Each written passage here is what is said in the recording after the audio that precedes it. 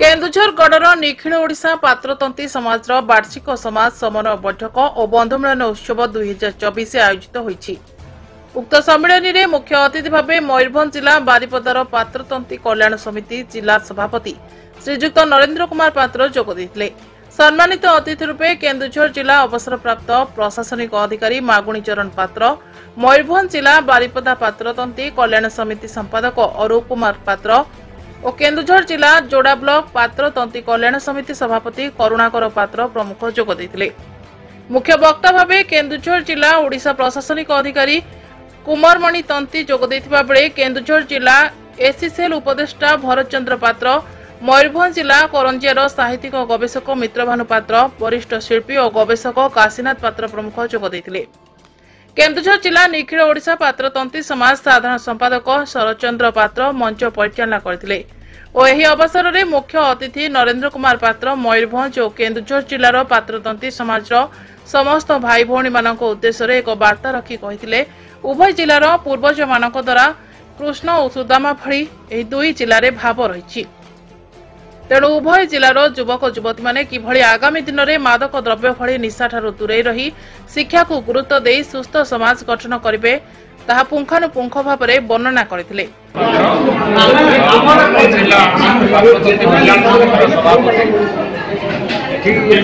पाखापाखि 14 वर्ष पात्रतंत्री कल्याण समाज शिक्षा स्वास्थ्य एवं सामाजिक चरण परिवर्तन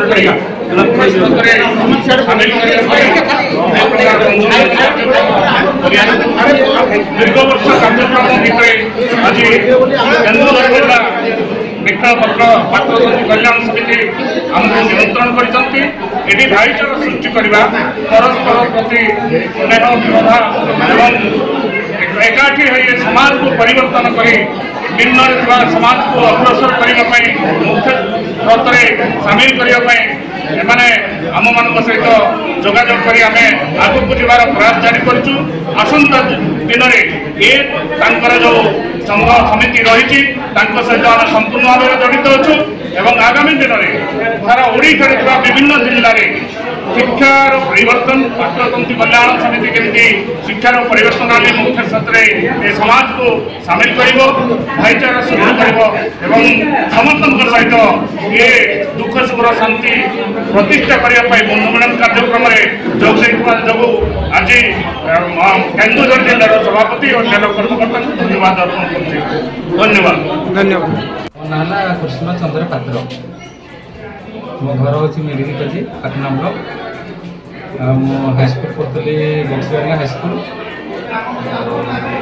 मोर पढ़ी बड़बिल माटकापाड़ा हाईस्कल +2 साइंस कर आज मत बेस खुशी लगे मैंने डाक मैंने सम्मानित कले आगुरी थोड़े मुझे आज डाक बहुत धन्यवाद समस्त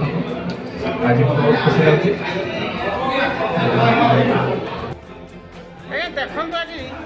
निखिल ओडिशा पात्रतंत्री जिलार टपर आपको स्वागत संबर्धना जनइले ए बाबद कौन कहे आगामी युवपीढ़ी की बाबद कौन सूचना देवे? आम जमी मैंने पढ़ी जमी मैंने पढ़लु मैंने सम्मानित करें जी आम मैंने आउ जो पिला मैंने पचार से पढ़ी कष्ट करेंगे सेमती भी डाकिले मैंने एससी मान जो हो सम्मेलन तो से आसिक मैंने खुशी पारती किसी आम जमी मैंने आम मैंने मुझे मैंने पिला पाठ पढ़ु मैंने बेस बुलाबुली करूँ।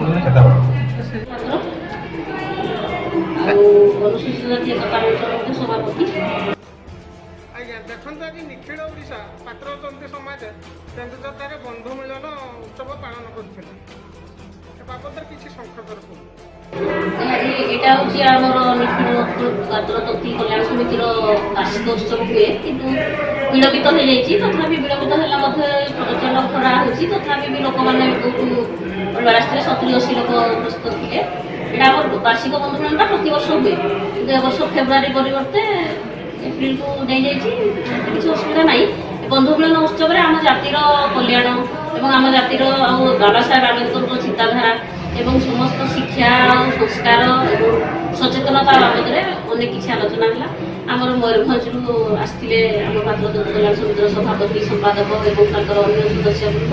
ଚମ୍ପୁଆ ସମ୍ପାଦକ ମାଗୁଣୀ ଚରଣ ପାତ୍ର ମଧ୍ୟ ଉପସ୍ଥିତ ଥିଲେ ଏବଂ ଆମର ବ୍ଲକ ଲେବୁଲରେ ଯେଉଁ ପ୍ରତିନିଧିମାନେ ନିର୍ବାଚିତ ହୋଇଛନ୍ତି, ନବନିର୍ବାଚିତ ପ୍ରତିନିଧିମାନେ ଆମ ପାତ୍ରତନ୍ତୀ କଲ୍ୟାଣ ସମିତିର, ସେମାନଙ୍କୁ ସମ୍ବର୍ଦ୍ଧନା ଦିଆଗଲା ଏବଂ ସେମାନେ ମଧ୍ୟ ଏଥିରେ ଉପସ୍ଥିତ ଥିଲେ। ନିଜ ନିଜର ମତାମତ ସେମାନେ ରଖିଛନ୍ତି ଏବଂ ପାତ୍ରତନ୍ତୀ କଲ୍ୟାଣ ସମିତିର ଆଗକୁ କିପରି ଉନ୍ନତି ହେବ ସେ ବାବଦରେ ଚିନ୍ତା କରିଛନ୍ତି ସମସ୍ତ ବ୍ୟକ୍ତିବିଶେଷ ଏବଂ ସେହି ଚିନ୍ତାଧାରାରେ ସମସ୍ତେ ଆମ ପାତ୍ରତନ୍ତୀ କଲ୍ୟାଣ ସମିତିକୁ ଆଗକୁ ନେବୁ ଏବଂ ଆଗାମୀ ନିର୍ବାଚନରେ ମଧ୍ୟ ସମସ୍ତେ କିପରି ସମସ୍ତେ ନିଜର ମତଦାନ ଦେବେ ସେ ବାବଦରେ ମଧ୍ୟ ସଚେତନତା କରାଯାଇଥିଲା ଯେ ସମସ୍ତେ ନିଜର ମତଦାନ ମଧ୍ୟ ଦିଅନ୍ତୁ ଏବଂ